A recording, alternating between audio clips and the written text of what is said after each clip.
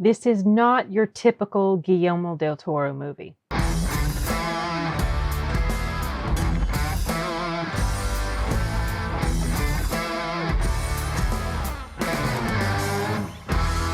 So the reason I say that is because Del Toro kind of has built a reputation for mostly delving into fantasy, horror type movies, stories. This is not like that at all. In fact, I think it could be best boiled down to perhaps as a character drama more than anything else. There's a little bit of suspense and intrigue built into it, but that's not really the focus. This is ultimately the story of a man's downfall because of the really shitty choices he makes in life, the type of character that he is. He is not fundamentally a very likable protagonist. I don't even know if he would even, maybe he wouldn't even be considered a protagonist, because I mean, he's not utterly vile. He has these good qualities about himself, but he just, throughout the course of the film, he becomes kind of twisted and big-headed about what he thinks he's capable of, and so this is just a story of his downfall, ultimately. Now, another reason that I mentioned this is not your typical Del Toro film is because I had seen a couple of reviewers say, wow, this is not your typical Del Toro. Yeah, I mean, well, not in those exact words, but they were saying, oh, they've never seen anything like this from Del Toro. So basically what I found out before I went to see this movie is that this is actually a remake of a 1947 movie by the same name. But not just that, I found out when I went to go see the film tonight, it was an advanced screening like a day early. Okay, what's today? Wednesday, December, what the heck is today? The 15th. And there was a little blurb that Del Toro had at the very beginning where he was talking, welcoming you to the movie, and he said that it was based on the book. So that's when I found out, okay, this was originally a book, then they made the 1947 movie, and then Del Toro made this film. And so what I did in preparation for watching this film, I was interested to see it because it's a Del Toro film. I have to say, it's not my super favorite Del Toro film because I do like more the other genres that he delves into, because there's nothing supernatural about this, there's nothing horror related about this, and I prefer those other things that he does. So it's not that it's not a good movie. It's very well done. The acting is wonderful, and the cinematography is great. The editing is very good.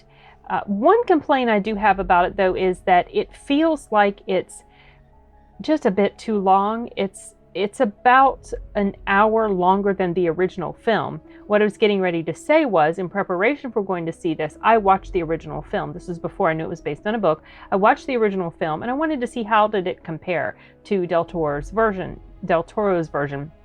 I had a feeling that I would like it more, that I would think that it was better, and yes, I do feel like it's better than the original movie.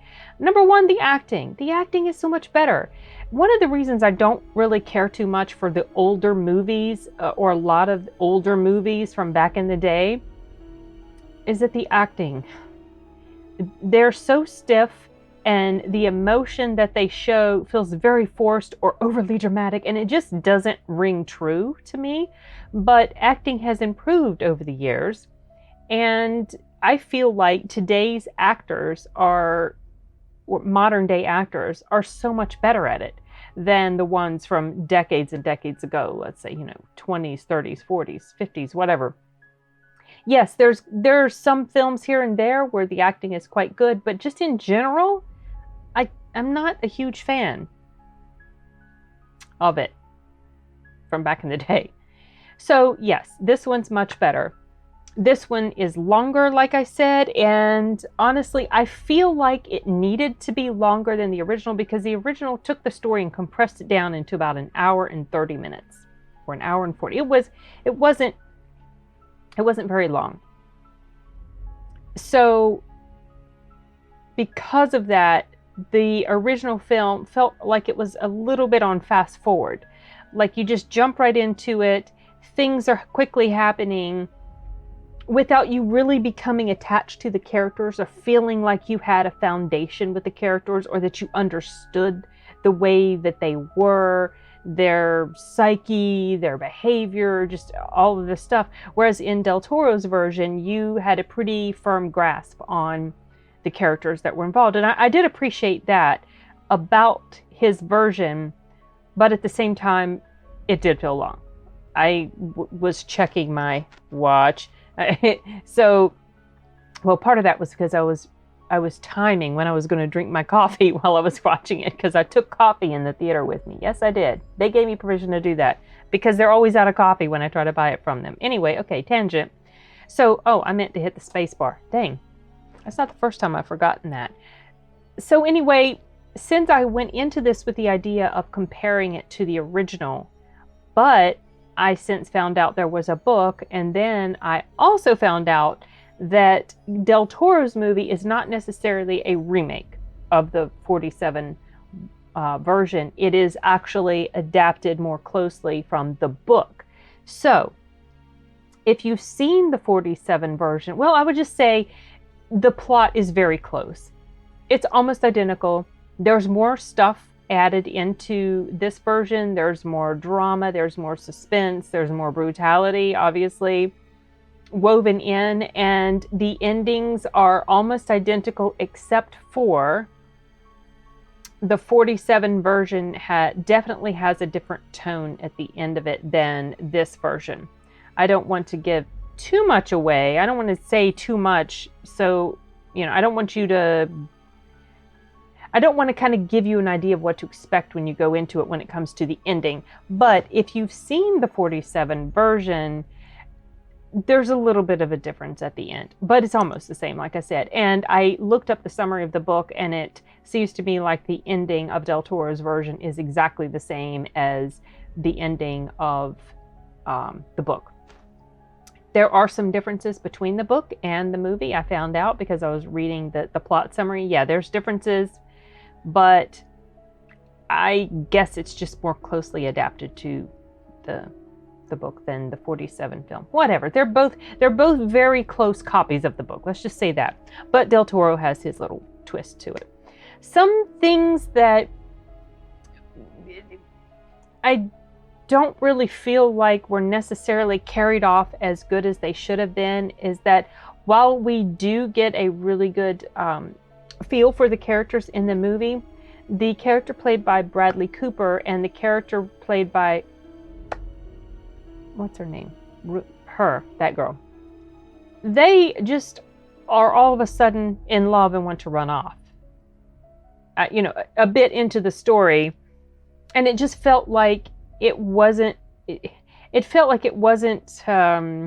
built up enough to feel believable. It happens very similarly in the original stories. I mean, the original movie. So I don't know if that's just an issue with the story itself, or if it's just, you get these moments between Bradley Cooper and the girl who plays his lady love, but it wasn't to the point that you could feel that they were at the level where they were ready to run off together, if that makes sense. Anyway, but I knew that was going to happen because I knew that was part of the story. So that's not a huge complaint. However, the movie lasted long enough to the point that you really do get a good handle on their relationship by the time everything is done. Something else that kind of, it was a little off-putting, and that was Cate Blanchett. Now, she acted the part very well, but there were sometimes the way that she was framed in the picture, maybe this was completely intentional, because she basically plays a psychiatrist that kind of goes head to head with Bradley Cooper's character. And they kind of have this little sort of game they're playing with each other. And they get in league with each other, but it's almost like well, she poses up.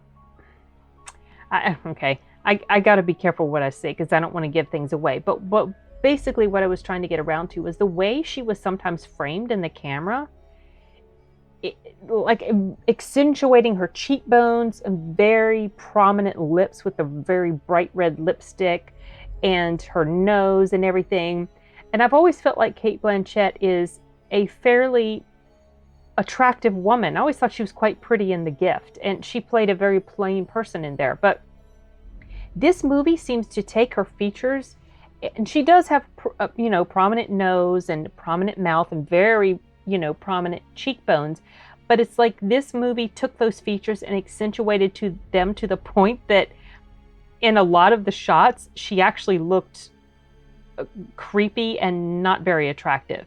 Maybe that was intentional, but I just remember it's like, wow, she does not look good in this shot.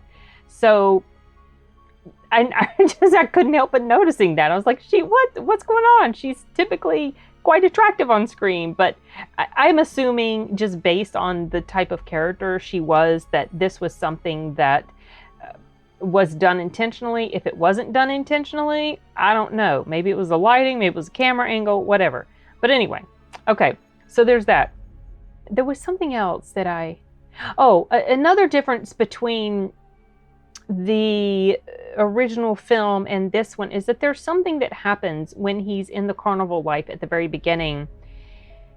And something happens, a death occurs, and in the original film, it's shown very early on what had caused it, and that it was accidental. But in this movie, it leaves it a bit ambiguous. Like, it doesn't reveal right away the accident that had happened that caused this death, not completely anyway. And then later on, as that becomes more revealed, the way it comes out leaves you wondering, well, was it really accidental or not? And the only thing I have to compare that to is the movie. I do not know if in the book it's exactly the same way that Del Toro did it. So that's not necessarily a complaint. It's just something I noticed that was different.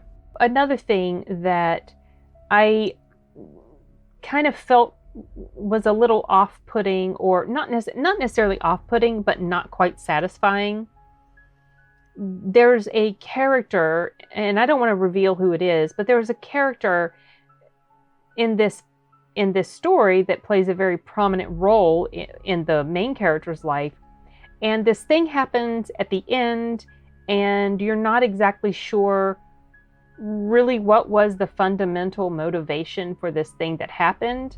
Was it just purely this thing, which is how they make it seem in the 47 movie? Or is it this thing plus something else? And if it's this something else, what exactly was it? Just that there was this battle of wits and a desire to see who could best the other? I'm not exactly sure.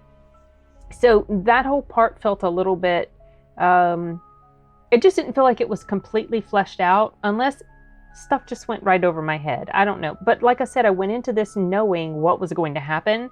So this twist at the end that occurs wasn't surprising to me at all because I saw it coming, but I just expected there was going to be a little bit more oomph to it at the end.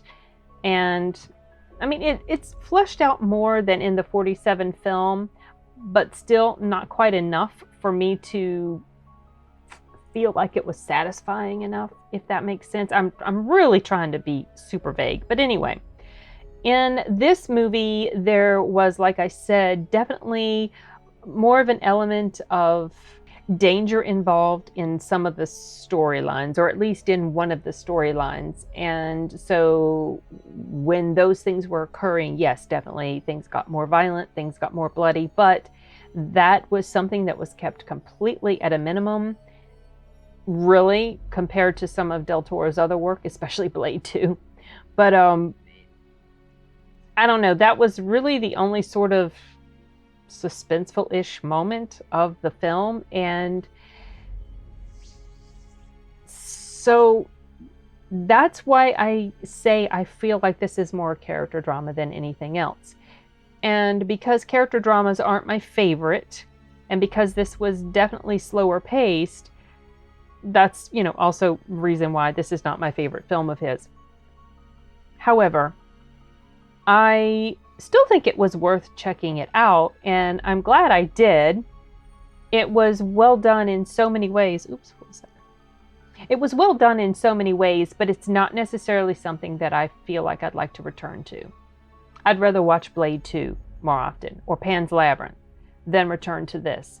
So it's kind of a mixed bag for me, but I'm not really bashing it. It's really not the film's fault. It's just the way, it's just my taste.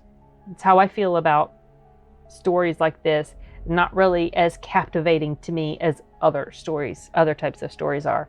But, no big deal. I certainly wasn't angry after I finished watching it. And I figured that I would enjoy it because it's a Del Toro movie. And I've liked pretty much all of the films of his that I saw except for Shape of Water, which I thought was absolutely ridiculous. And I do not know why it got so much buzz, because I just was like, no, I can't. No. Anyway, this one was better to me.